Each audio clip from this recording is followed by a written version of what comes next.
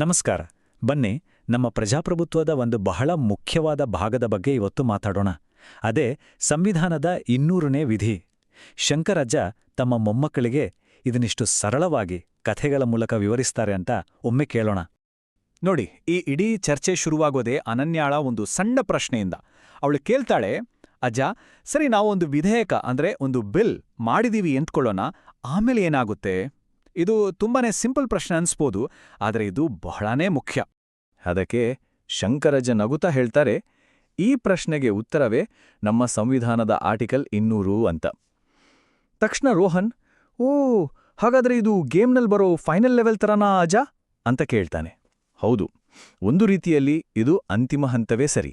ಒಂದು ಬಿಲ್ ಕಾನೂನು ಆಗ್ಬೇಕಾದ್ರೆ ಈ ಲೆವೆಲ್ ದಾಟ್ಲೇಬೇಕು. ಸರಿ, ಹಾಗಿದ್ರೆ ಈ ಪ್ರೋಸೆಸ್ ಹೇಗಿರುತ್ತೆ?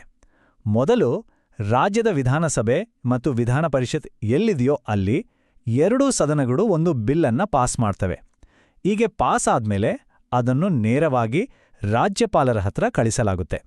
ಇದು ಆ ಬಿಲ್ಲಿನ ಫೈನಲ್ ಚೆಕ್ ಪಾಯಿಂಟ್ ಅಂತಾನೆ ಹೇಳ್ಬೋದು. ಈ ಹಂತದಲ್ಲಿ ರಾಜ್ಯಪಾಲರ ಮುಂದೆ ಮುಖ್ಯವಾಗಿ 3 ಆಯ್ಕೆಗಳು ಇರ್ತವೆ. 1, ಆ ಬಿಲ್ಲಿಗೆ ಒಪ್ಪಿಗೆ ಇದೆ ಅಂತ ಸಹಿ ಮಾಡೋದು. 2, ಇಲ್ಲ, ಇದಕ್ಕೆ ನನ್ನ ಒಪ್ಪಿಗೆ ಇಲ್ಲ ಅಂತ ತಡೆ ಹಿಡಿಯೋದು. ಇನ್ನು 3ನೇದು, ಈ ಬಿಲ್ಲನ್ನು ರಾಷ್ಟ್ರಪತಿಗಳ ಪರಿಗಣನೆಗೆ ಕಳುಹಿಸೋದು. ಆಗ ನಮ್ಮ ರೋಹನ್ ತಮಾಷೆಯಾಗಿ ಕೇಳ್ತಾನೆ, ಅಜ್ಜ, ಒಂದು ವೇಳೆ ಅವರು ರಿಜೆಕ್ಟ್ ಮಾಡಿದ್ರೆ ಗೇಮ್ ಓವರ್ ಆಗುತ್ತಾ? ಈ ಪ್ರಶ್ನೆ ನಮ್ಮನ್ನ ಮುಂದಿನ ವಿಷಯಕ್ಕೆ ಕರ್ಕೊಂಡೋಗುತ್ತೆ. ರಾಜ್ಯಪಾಲರು ಒಪ್ಪಿಗೆ ಕೊಡ್ಲಿಲ್ಲ ಅಂದ್ರೆ ಅದಿನ್ನೂ ಕಥೆಯ ಅಂತ್ಯ ಆಗಿರಲ್ಲ. ಇಷ್ಟೆಲ್ಲ ಗೊಂದಲಗಳನ್ನ ಸರಳವಾಗಿ ವಿವರಿಸೋಕೆ ಶಂಕರಜ್ಜ ಒಂದು ಸಣ್ಣ ಕಥೆಯನ್ನ ಹೇಳೋಕ್ ಶುರು ಮಾಡ್ತಾರೆ. ಕಥೆ ಏನಂದ್ರೆ, ಅನನ್ಯ ಒಂದು ಚಿತ್ರ ಬಿಡಿಸ್ತಾಳೆ, ಮೀರಾ ಅದಕ್ಕೆ ಬಣ್ಣ ತುಂಬ್ತಾಳೆ, ರೋಹನ್ ಅದಕ್ಕೆ ತಮಾಷೆಯಾಗಿ ಏನೋ ಒಂದು ಡಿಸೈನ್ ಸೇರಿಸ್ತಾನೆ. ಎಲ್ಲರೂ ಸೇರಿ ಈ ಡ್ರಾಯಿಂಗ್ ಅನ್ನ ತಮ್ಮ ಟೀಚರ್ಗೆ ತೋರಿಸ್ತಾರೆ. ಈಗ ನೋಡಿ, ಟೀಚರ್ 2 ರೀತಿಯಲ್ಲಿ ಪ್ರತಿಕ್ರಿಯೆ ಕೊಡ್ಬೋದು.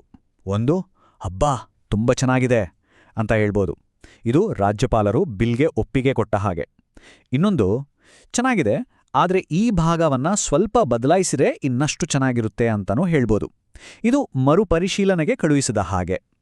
ಇದನ್ನ ಕೇಳಿದ ತಕ್ಷಣ ರೋಹನ್ಗೆ ಹೊಳೆಯುತ್ತೆ. ಅವನು ಖುಷಿಯಿಂದ, ಓ, ಅಂದ್ರೆ ಇದು ಕರೆಕ್ಷನ್ ಇದ್ದ ಹಾಗೆ ಅಂತಾನೆ. ಕರೆಕ್ಟ್, ರಾಜ್ಯಪಾಲರು ಒಂದು ಬಿಲ್ಲನ್ನು ಏನಾದ್ರೂ ಬದಲಾವಣೆ ಬೇಕು ಅಂತ ಶಾಸಕಾಂಗಕ್ಕೆ ವಾಪಸ್ ಕಳಿಸ್ಬೋದು. ಆದ್ರೆ ಇಲ್ಲೊಂದು ಬಹಳ ಮುಖ್ಯವಾದ ನಿಯಮ ಇದೆ. ಒಂದು ವೇಳೆ ಶಾಸಕಾಂಗವು ಆ ಬಿಲ್ಲನ್ನು ಬದಲಾವಣೆಗಳ ಜೊತೆಗೋ ಅಥವಾ ಬದಲಾವಣೆ ಇಲ್ಲದೆಯೋ ಮತ್ತೊಮ್ಮೆ ಪಾಸ್ ಮಾಡಿ ಕಳಿಸಿದ್ರೆ ಆಗ ರಾಜ್ಯಪಾಲರು ಅದಕ್ಕೆ ಒಪ್ಪಿಗೆ ಕೊಡಲೇಬೇಕು. 2ನೇ ಸಾರಿ ಅದನ್ನ ರಿಜೆಕ್ಟ್ ಮಾಡೋ ಹಾಗೆ ಇಲ್ಲ. ಈಗ ರೋಹನ್ ಮತ್ತೊಂದೊಳ್ಳೆ ಪ್ರಶ್ನೆ ಕೇಳ್ತಾನೆ, ಅಜ್ಜ, ಸರಿ, ಆದರೆ ರಾಷ್ಟ್ರಪತಿಗೆ ಯಾಕೆ ಕಳಿಸ್ತಾರೆ? ಇದು ನಮ್ಮನ್ನು ರಾಜ್ಯಪಾಲರ 3ನೇ ಆಯ್ಕೆಗೆ ಕರ್ಕೊಂಡು ಹೋಗುತ್ತೆ. ಕೆಲವು ಬಿಲ್ಗಳು ರಾಷ್ಟ್ರೀಯ ಮಟ್ಟದಲ್ಲಿ ಬಹಳ ಪ್ರಾಮುಖ್ಯತೆ ಪಡೆದಿರ್ತವೆ, ಅಥವಾ ಕೆಲವೊಮ್ಮೆ ಹೈಕೋರ್ಟ್ನ ಅಧಿಕಾರಕ್ಕೆ ಸಂಬಂಧಪಟ್ಟ ವಿಷಯಗಳಿರ್ತವೆ. ಅಂತಹ ಸಂದರ್ಭಗಳಲ್ಲಿ ರಾಜ್ಯಪಾಲರು ಅದನ್ನ ತಾವೇ ನಿರ್ಧಾರ ತೆಗೆದುಕೊಳ್ಳೋ ಬದಲು ರಾಷ್ಟ್ರಪತಿಗಳ ಪರಿಗಣನೆಗೆ ಕಳುಹಿಸಬಹುದು. ಇದೊಂದು ರೀತಿ ಹಿರಿಯರ ಸಲಹೆ ಕೇಳಿದ ಹಾಗೆ. ಈ ವಿಷಯವನ್ನ ಇನ್ನಷ್ಟು ಸ್ಪಷ್ಟವಾಗಿ ಅರ್ಥ ಮಾಡ್ಸಕ್ಕೆ ಶಂಕರ್ ಅಜ್ಜ ಇನ್ನೊಂದು ಕಥೆಯನ್ನ ಶುರು ಮಾಡ್ತಾರೆ. ಕಥೆ ಹೀಗಿದೆ. ಶಾಲೆಯಲ್ಲೇ ಯಾರೂ ಮೊಬೈಲ್ ತರಬಾರದು ಅಂತ ಒಂದು ಹೊಸ ರೂಲ್ ಮಾಡಬೇಕು ಅಂತ ಸ್ಟೂಡೆಂಟ್ ಲೀಡರ್ಸ್ ಮತ್ತು ಸೀನಿಯರ್ ವಿದ್ಯಾರ್ಥಿಗಳು ಎಲ್ಲರೂ ಒಪ್ತಾರೆ. ಆಮೇಲೆ ಈ ಪ್ರಪೋಸಲ್ ಅನ್ನು ಪ್ರಿನ್ಸಿಪಲ್ ಅವರ ಒಪ್ಪಿಗೆಗಾಗಿ ಕಳಿಸ್ತಾರೆ. ಇಲ್ಲಿ ಪ್ರಿನ್ಸಿಪಾಲ್ ಏನ್ ಮಾಡಬಹುದು? 1, ಹೌದು, ಇದು ಒಳ್ಳೆ ರೂಲ್ ಅಂತ ನೇರವಾಗಿ ಒಪ್ಕೊಳ್ಬಹುದು. ಇಲ್ಲಾಂದ್ರೆ, ಇದು ದೊಡ್ಡ ನಿರ್ಧಾರ, ಹಾಗಾರಿ ಇದನ್ನ ಪೋಷಕರ ಜೊತೆ ಚರ್ಚೆ ಮಾಡೋಣ ಅಂತ ಹೇಳಿ ವಿಷಯವನ್ನ ಒಂದು ಮೇಲ್ಮಟ್ಟಕ್ಕೆ ಅಂದ್ರೆ ಪೇರೆಂಟ್ಸ್ ಕಮಿಟಿಗೆ ಕೊಂಡೊಯ್ಯಬಹುದು. ಇದನ್ನ ಕೇಳಿ ರೋಹನ್ಗೆ ತಕ್ಷಣ ಕನೆಕ್ಟ್ ಆಗುತ್ತೆ. ಓಹೋ, ಹಾಗಾದ್ರೆ ಇದು ಪ್ರೆಸಿಡೆಂಟ್ ತರಹ ಅಂತಾನೆ. ಹೌದು, ಈ ಕಥೆಯಲ್ಲಿ ಪ್ರಿನ್ಸಿಪಲ್ ಪಾತ್ರ ರಾಷ್ಟ್ರಪತಿಗಳ ಪಾತ್ರದ ಹಾಗೆ, ಅಂತಿಮ ನಿರ್ಧಾರ ತೆಗೆದುಕೊಳ್ಳುವ ಒಂದು ದೊಡ್ಡ ಅಧಿಕಾರ. ಆಮೇಲೆ ರೋಹನ್ ಹೇಳೋ ಆ ಒಂದು ಮಾತು ಇಡೀ ವಿಷಯದ ಸಾರಾಂಶವನ್ನೇ ಹೇಳಿಬಿಡುತ್ತೆ. ಅವನು ಹೇಳ್ತಾನೆ, ಅಂದ್ರೆ ಇದೊಂದು ಡಬಲ್ ಚೆಕ್ ಸಿಸ್ಟಮ್. ಎಷ್ಟು ಚೆನ್ನಾಗಿ ಹೇಳಿದ ಅಲ್ವಾ? ಇದು ಕೇವಲ ಹೌದು ಅಥವಾ ಇಲ್ಲ ಅನ್ನೋ ಸಿಸ್ಟಮ್ ಅಲ್ಲ, ಬದಲಿಗೆ ಹಲವು ಹಂತಗಳಲ್ಲಿ ಪರಿಶೀಲನೆ ಮಾಡಿ ಸಮತೋಲನ ಕಾಪಾಡೋ ಒಂದು ಅದ್ಭುತ ವ್ಯವಸ್ಥೆ. ಹಾಗಿದ್ರೆ ನಾವಿವತ್ತು ಕಲಿತ ಮುಖ್ಯ ಅಂಶಗಳನ್ನು ಒಮ್ಮೆ ನೋಡೋಣ. ಒಂದು ಬಿಲ್ನ ಫೈನಲ್ ಚೆಕ್ ಮಾಡೋದು ರಾಜ್ಯಪಾಲರು. ಶಾಸಕಾಂಗಕ್ಕೆ ಅದನ್ನ ಮರುಪರಿಶೀಲಿಸಿ ಕರೆಕ್ಷನ್ ಮಾಡಿ ಅಂತ ವಾಪಸ್ ಕಳಿಸ್ಬೋದು.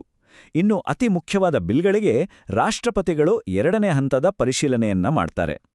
ಕೊನೆಗೆ ಶಂಕರಜ್ಜ ಒಂದು ಸರಳವಾದ ಆದರೆ ತುಂಬಾನೇ ಆಳವಾದ ಪ್ರಶ್ನೆಯನ್ನ ಕೇಳ್ತಾರೆ.